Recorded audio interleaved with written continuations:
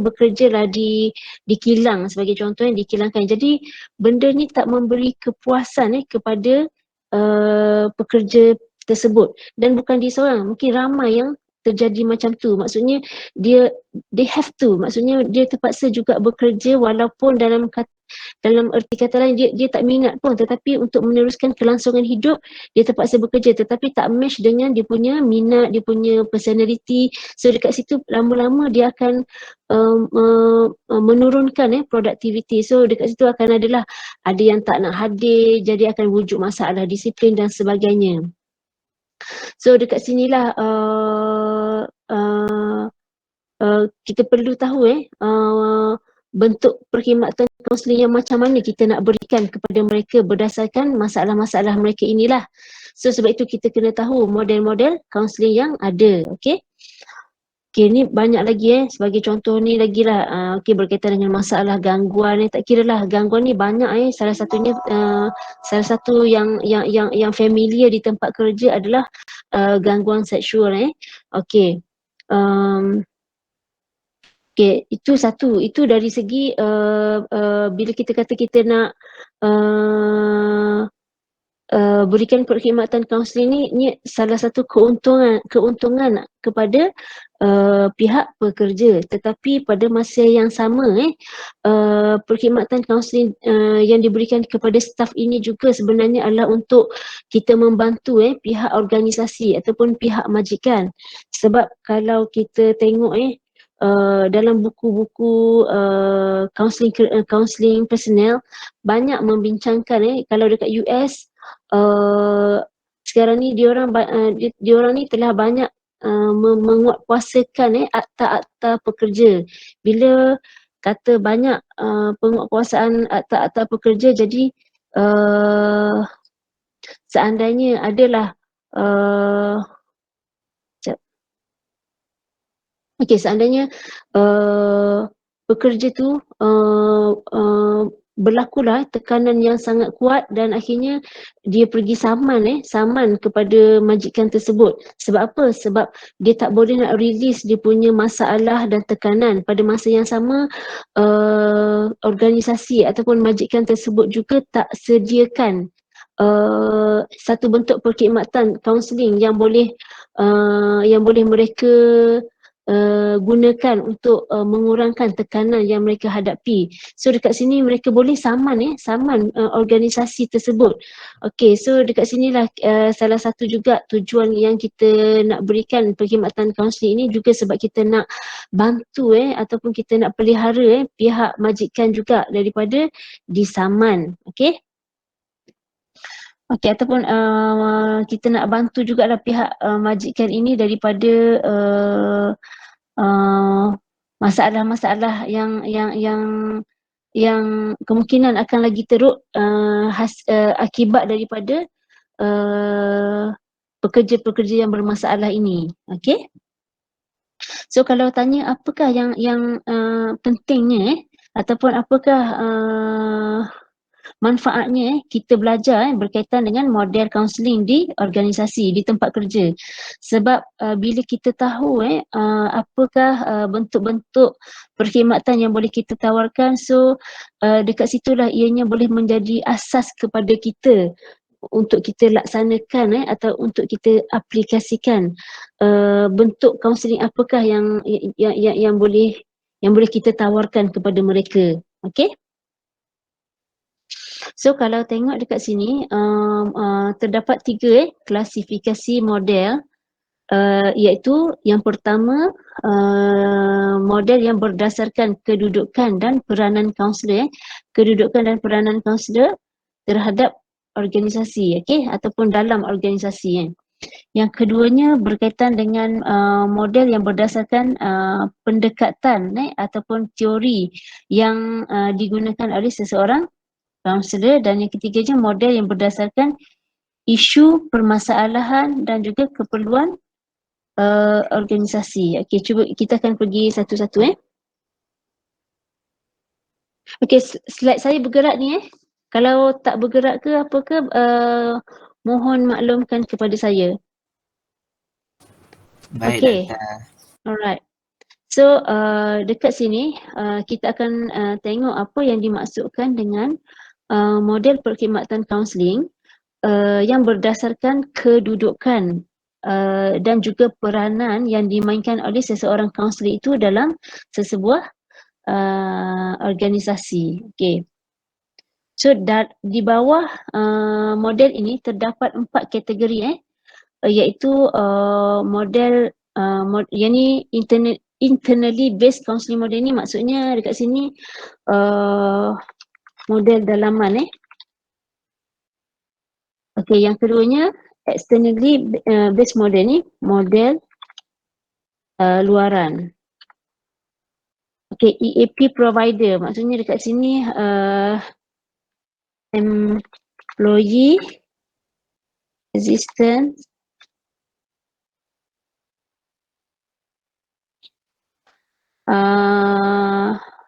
employee assistance employee assistance program tak silap saya, employee assistance program. Okey. Okey, yang keempat adalah model integratif. Okey, so kita akan pergi satu persatu kategori yang terdapat dalam setiap model ini. Okey, so kalau kita tengok untuk model dalaman ini akan ada tiga bentuk lagi iaitu in-house counselor, managerial based dan juga welfare based. Okey. Okey, kita akan tengok apa yang dimaksudkan dengan in-house counselor. Okey. Sebelum tu kita berkenalan dululah dengan internally based counselling model dalaman ni. Okey. Yang dimaksudkan dengan model dalaman ini ianya merupakan satu perkhidmatan PMP. PMP ni sama dengan EAP tadi PMP ni stand for program membantu pekerja. Okey, program membantu pekerja. Okey, program ini biasanya memang perkhidmatan ini disediakan oleh sama ada kaunselor ataupun pekerja di organisasi itu sendiri. Okey, sebahagiannya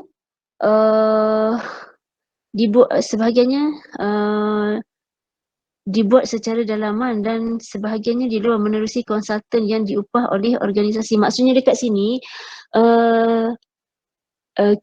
sesebuah organisasi tu dia akan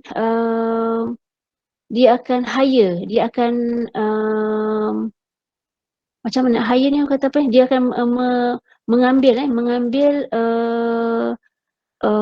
kaunselor, mengambil kaunselor untuk bekerja dengan dia. Maksudnya nanti dia akan buka satu jawatan kaunselor untuk berada di bawah organisasi tersebut dan kaunselor tersebut akan memberikan perkhidmatan segala perkhidmatan dia tu kepada pekerja-pekerja di situ. Okey. Dan tujuan biasanya kalau sebut internally ni dia lebih kepada untuk sesebuah pihak pengurusan ni dia nak selesaikan masalah yang wujud dalam kalangan pekerja tu dalam tempoh jangka masa yang terdekat yang pendek bukan jangka masa yang panjang. Okey. Dan juga kemungkinan model dalaman ini juga digunakan untuk tujuan penyelidikan. Sebagai contohlah kemungkinan bila sesuatu contohnya pekerja di kilang dia nak tahu kenapa pada bulan ni, sebagai contoh bulan ni profit company sangat tinggi profit yang diperolehi oleh kilang sangat tinggi. Jadi pekerja-pekerja tu nampaknya seolah-olah mereka perform prestasi mereka bagus, tetapi 6 bulan seterusnya semakin lama keuntungan yang diperolehi oleh syarikat itu ataupun kilang tersebut semakin menurun. So dekat sini dia nak tengok apa yang berlaku sebenarnya dalam kalangan pekerja. masalah apa yang berlaku sehingga menyebabkan profit company menurun secara mendadak. So dekat situlah juga uh, uh, apa nama sesebuah organisasi itu menggunakan internally based counselling untuk menyelidik untuk mengkaji apa masalah yang sedang berlaku. Okey. Okey, selain itu pekerja mahir dilantik kendalikan program perundingan, latihan dan bimbingan dan jalankan perkhidmatan terus kepada pekerja yang memerlukan. So dekat sini maksudnya bila satu-satu organisasi tu dah hire kaunselor-kaunselor, so kaunselor-kaunselor ini akan memberi latihan kepada pekerja-pekerja yang dirasakan ada potensi untuk kemudiannya boleh kendalikan program-program yang berkaitan dengan perundingan, program-program yang berkaitan dengan latihan dan juga bimbingan. Okay, so maksudnya dekat sini kaunselor akan melatih pekerja-pekerja yang ada potensi, dan pekerja-pekerja ini seterusnya akan memberi khidmat tersebut kepada pekerja-pekerja yang di bawahnya pula. Okay? Dan kebanyakan klien dalam model ini biasanya terdiri daripada pekerja yang walk-in yang boleh datang bila-bila masa sekiranya dia ada masalah, dia boleh datang jumpa dengan kaunselor, mahupun klien yang dirujuk oleh pihak majikan. Okay?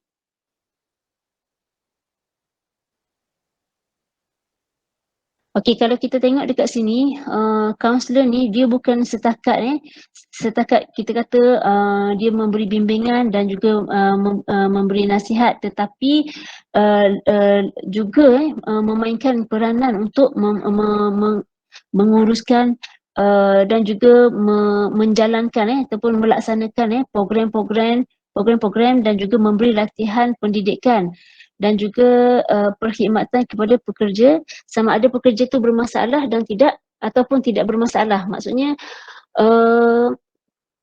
besar peranan kaunselor dekat sini sebab dia betul-betul macam bertanggungjawab sekiranya ada pekerja yang bermasalah, dia bertanggungjawab untuk membantu pekerja tersebut keluar daripada masalah tersebut. Tetapi seandainya kalau segelintir lagi, sekelompok lagi pekerja tidak ada masalah, tetapi kaunselor juga mempunyai berperanan untuk meningkatkan lagi tahap kecekapan, tahap tahap tahap produktiviti mereka. Okay, so jangan kata kaunselor yang di hire oleh organisasi ni, yang duduk dalam organisasi hanya untuk tackle masalah pekerja yang ada masalah sahaja, bukan. Tetapi kepada pekerja-pekerja yang tidak ada masalah juga menjadi peranan kepada kaunselor tersebut untuk membimbing, memberi latihan supaya performance mereka terus bukan setakat maintain, tetapi performance mereka semakin terus meningkat. Okay. So Miko Reddy dia kata organisasi ini menyediakan peruntukan perkhidmatan kaunseling sebagai sebahagian daripada organisasi tersebut. So setiap organisasi ni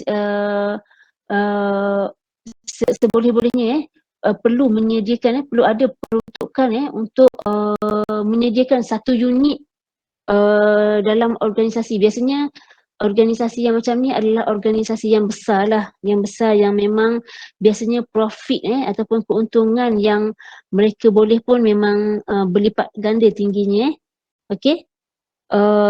So dekat situ apabila of course bila kita kata keuntungan tinggi, dia punya pekerja pun adalah ramai. Bila pekerja ni ramai, banyaklah semakin ramai pekerja, semakin banyaklah masalah yang wujud, yang timbul. Bos tak puas hati kepada pekerja, pekerja tak puas hati kepada bos, pekerja tak puas hati sesama pekerja, dan pekerja sendiri pun ada masalah yang tersendiri, masalah peribadi yang dibawa ke tempat kerja. Okay. Okey, dekat sini dikata organisasi juga mungkin mewujudkan jabatan atau unit baru kaunseling dan menjadikan perkhidmatan ini sebahagian daripada unit yang sedia ada. Biasanya kalau dalam organisasi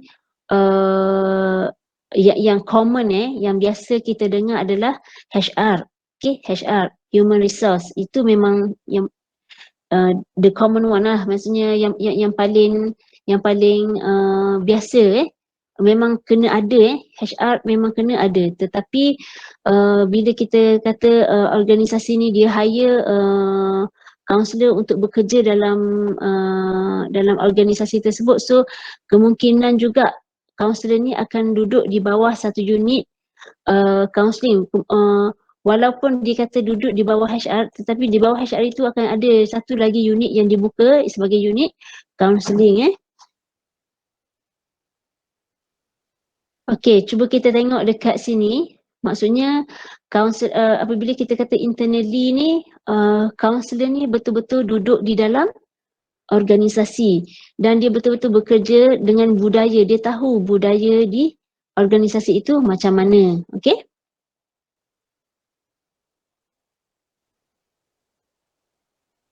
Kalau kita tengok dekat sini, ada tiga bentuk di bawah model dalaman ini ada tiga bentuk lagi, iaitu in-house counselor, managerial based model dan juga welfare. Okey, kita akan tengok. Okey, in-house counselor ni di mana satu organisasi dia menggaji seseorang ataupun sekumpulan kaunselor profesional dan menjadikan jawatan kaunselor sebagai sebahagian daripada perjawatan dalam organisasi tersebut. Dan organisasi tersebut mungkin mewujudkan satu unit atau jabatan yang berkenaan dengan kaunseling atau wujudkan dalam unit HR ataupun unit personal syarikat. Okey, ni seperti yang saya kata tadi lah, in-house counselor ni maksudnya yang tadi lah, maksudnya kita satu company, satu majikan dia akan buka satu tawaran untuk siapa-siapa yang nak bekerja sebagai kaunselor di syarikat itu. Tak kira lah, mungkin 4-5 orang kalau syarikat besar. Kalau kilang yang besar mungkin pergi lebih kepada 10 orang kaunselor kot. Lebih kurang macam tu kalau company-company yang besar lah. Tapi kalau company-company yang sederhana mungkin 3-4 kaunselor dah cukup. Okay? So dekat sini yang seperti saya bincangkan tadi, dia memang kita letakkan dia duduk di bawah unit HR. Okay?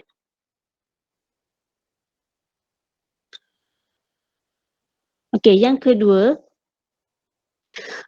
adalah berdasarkan dengan managerial pengurusan, managerial based model. Okay? So dekat sini apa yang dimaksudkan dengan managerial based model ni, ia merupakan ia merupakan satu proses lantikan pegawai pengurusan. Biasanya pegawai-pegawai ini adalah pegawai peringkat atasan lah, okey, yang dilantik oleh organisasi untuk memegang karakter sebagai seorang kaunselor. Okey. Okey, menurut Lin, pelantikan ini adalah berdasarkan peranan mereka untuk mereka menguruskan pekerja dan sebagai satu langkah dalam masa yang pendek, jangka masa pendek oleh organisasi untuk memainkan karakter ataupun memainkan peranan dan tanggungjawab sebagai seorang kaunselor. Walau bagaimanapun, seperti yang kita tahu kan, kaunseling ni bukan satu bukan nak kata satu perkhidmatan yang mudah yang siapa-siapa sahaja boleh kendalikan. Okey, sebagai contoh dulu, tak silap saya 2-3 tahun lepas ada isu yang berkaitan dengan dengan apa namanya kaunselor perkhidmatan yang bukan perkhidmatan, maksudnya kaunselor ni dia bukan kaunselor sangat. Siapa-siapa sahaja yang pergi kepada kursus kemahiran kaunseling mungkin dalam 3-4 hari dah boleh dipanggil ataupun diiktiraf sebagai seorang yang boleh memberi bantuan kaunseling. Kalau you ingat ada isu-isu tersebut 3-4 tahun lepas, dan isu ini dan ideologi ini sangat dikecam hebat, dikritik hebat oleh pihak-pihak yang berkecimpung dalam bidang kaunselor, terutamanya di peringkat kaunselor, di peringkat di peringkat lembaga kaunselor sangat dikritik sebab apa? Tak, maksudnya dekat sini tak kita tak tahu sejauh mana kalau 3-4 hari saja you dah boleh gelarkan diri you as a social worker ataupun counselor yang boleh bantu, maksudnya so apa yang kita nak panggil kepada student-student kita yang dah belajar sampai 4 tahun ni, yang pergi kena buat praktikal, yang kena pergi buat internship berbulan lamanya, yang kena buat sesi setiap SEM memang ada sahaja sesi kaunseling yang perlu kena laksanakan. So ianya mendatangkan ketidakadilan ketidakadilan kepada pihak kita yang lahirkan kaunselor sedangkan pihak mereka senang-senang untuk melabelkan orang yang pergi kepada kursus-kursus kaunseling dah boleh jadi kaunselor. 3-4 hari pun dah boleh jadi, dah boleh gelarkan diri mereka as a kaunselor. Okay, so sebab tu kata bila pelantikan mereka yang saya nak kaitkan ialah bila ada pelantikan daripada pihak organisasi yang mana mereka ini tidak ada background counselling, so perkara itu akan mendatangkan konflik dalam kalangan pekerja. Okey, dan benda ni juga dia perkara ini terus dibahaskan oleh pihak akademik dan juga pihak penyelidik. Okey.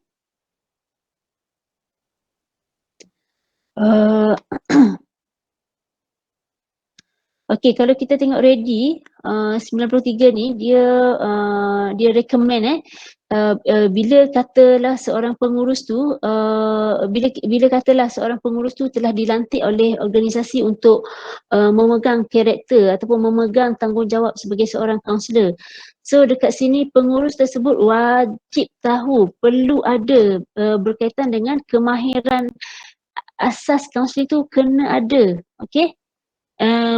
Maksudnya dekat sini tak kiralah dengan cara apa pun, sama ada mereka pergi kursus, seminar dan sebagainya, so mereka perlu memiliki kemahiran kaunseling barulah mereka ini boleh dianggap sebagai kaunselor. Okey.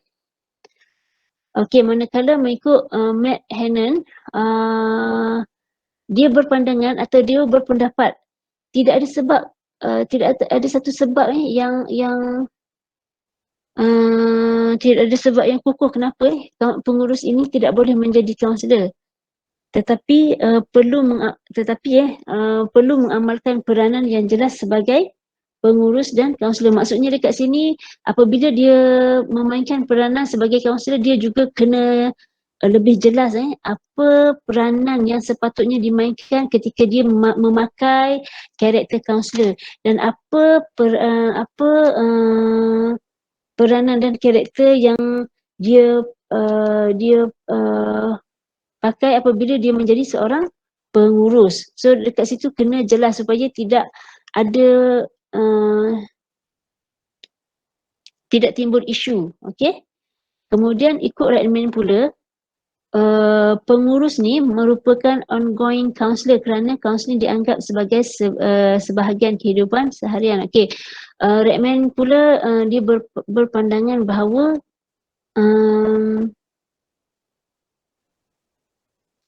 seorang pengurus ni sebenarnya adalah merupakan juga merupakan seorang kaunselor secara berterusan continuously, okey. Sebab apa? Sebab dengan andaian bahawa kaunseling ni sebenarnya merupakan sebahagian daripada kehidupan seharian, okey.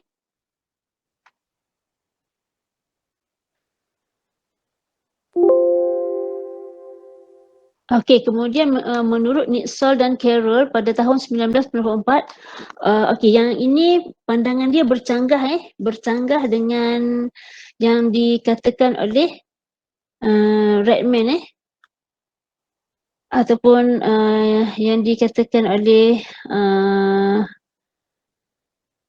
Reddy ni. Yang ni dia tak setuju. Yang Reddy dengan Redman ni dia orang ni setuju je bahawa pengurus boleh dilantik sebagai seorang kaunselor, okey.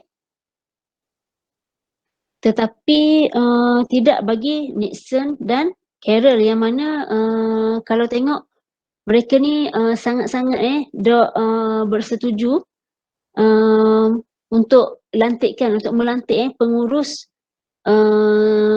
untuk melantik pengurus dan mengendalikan kes-kes kaunseling, okey.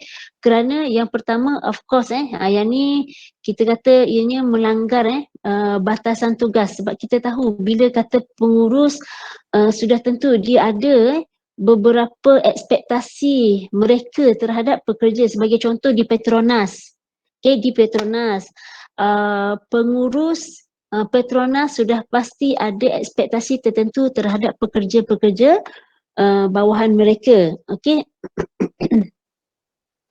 Okey, so pada masa yang sama bila kata dia dah jadi pengurus, okey, tetapi pada masa yang sama memegang karakter sebagai seorang kaunselor untuk pekerja-pekerja mereka. So dekat situ kemungkinan akan ada berlaku konflik peranan, kekaburan peranan dan sebagainya, okey.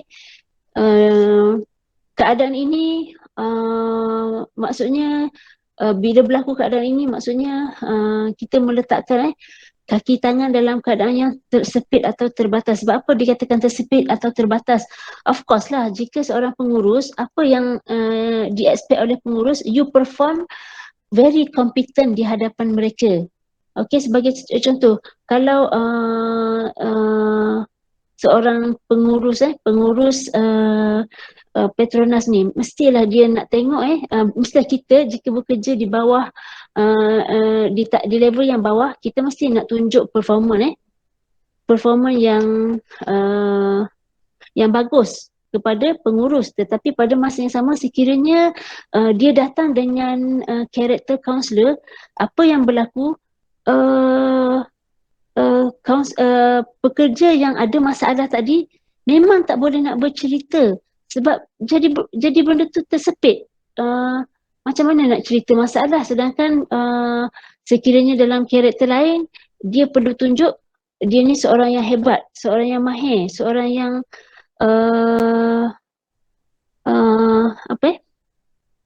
macam tu lah, seorang yang mahir, seorang yang kompeten, seorang yang pakar. Tetapi bila kata kaunselor ni, mestilah ada perkara-perkara yang berkaitan dengan permasalahan. So dekat situ akan wujud dual role konflik, wujud konflik peranan dan menimbulkan kekeliruan tanggungjawab dalam kalangan pekerja. Jadi pekerja ni sekarang ni jadi kabur, jadi tak jelas mana satu sebenarnya yang dia perlu perform kepada pengurus tersebut. Adakah tahap kecekapan mereka, ataupun adakah mereka perlu perform satu tahap kecekapan, ataupun satu lagi adakah dia perlu berkongsi permasalahan yang sedang dia hadapi. Okey. Okey, kemudian kemahiran, walau bagaimanapun kemahiran interpersonal dan komunikasi secara asasnya merupakan sebahagian kemahiran kaunseling, tetapi ia juga asas kemahiran generik seperti hubungan kekeluargaan, pasangan dan pengurus pekerja. Okey. Maksudnya dekat sini jika seseorang itu dilantik untuk menjadi kaunselor berdasarkan managerial based model ni, uh, uh, uh,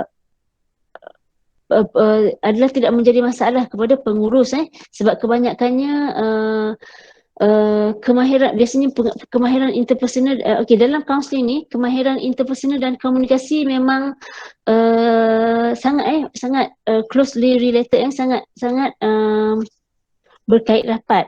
Dan maksudnya dekat sini kalau katalah pengurus tu tak pergilah kursus untuk mendapatkan belajar bagaimana nak jadi kaunselor, tetapi pada masa yang sama kemahiran-kemahiran interpersonal dan juga kemahiran komunikasi merupakan asas yang paling bawah sekali untuk yang boleh mereka gunakan ketika mereka memegang karakter kaunselor.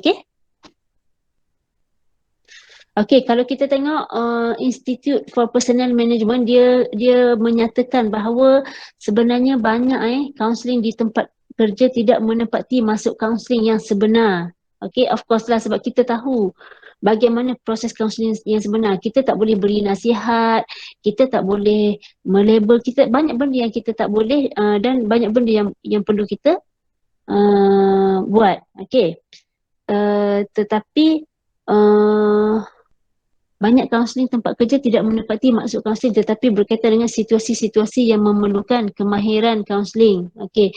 So sebab itulah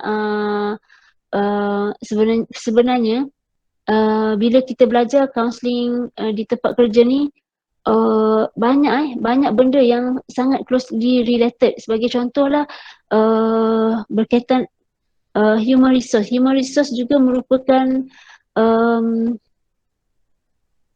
salah satu bidang yang sangat berkait rapat dengan counselling. Okay? So no wonder lah, maksudnya kalau katalah pekerja tu, bukan pekerja, katakanlah pengurus tu nak jadi kaunselor, sebenarnya kalau tengok tak ada masalah sangat sebab inilah sebab yang dikatakan